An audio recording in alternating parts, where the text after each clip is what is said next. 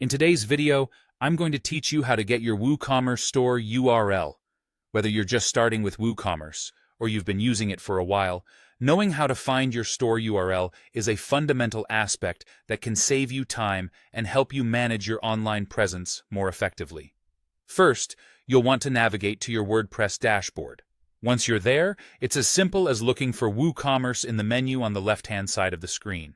You'll see various options under WooCommerce, but your focus right now should be on Settings. Just click on that, and you're already well on your way.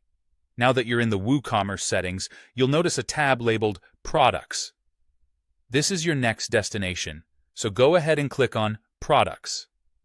This area is where you'll find important settings related to how your products are managed and displayed on your site.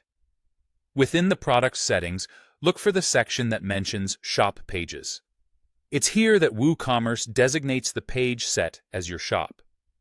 You'll likely see something listed like Shop. This is a default setting, but it could be different if you've previously customized your WooCommerce setup. The name you see here represents the page that serves as your main online storefront. Now let's put this information to practical use. The page that's listed under Shop Pages is essentially your WooCommerce store's main page. To find the full URL for this page, you'll need to know your website's domain. Combine your domain with the page identifier you found under Shop Pages. For instance, if your website is example.com and your shop page is set as /shop, your full WooCommerce store URL would be example.com shop. That's it. In just a few clicks, you've successfully found the URL you need. This URL is vital because it directs customers to the central hub of your WooCommerce store. You'll want to keep this link handy. You can copy it for quick access or even bookmark it in your browser for future reference.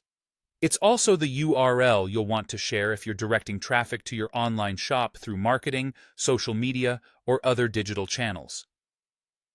By following these steps, you'll have a seamless way to access and share your WooCommerce store URL.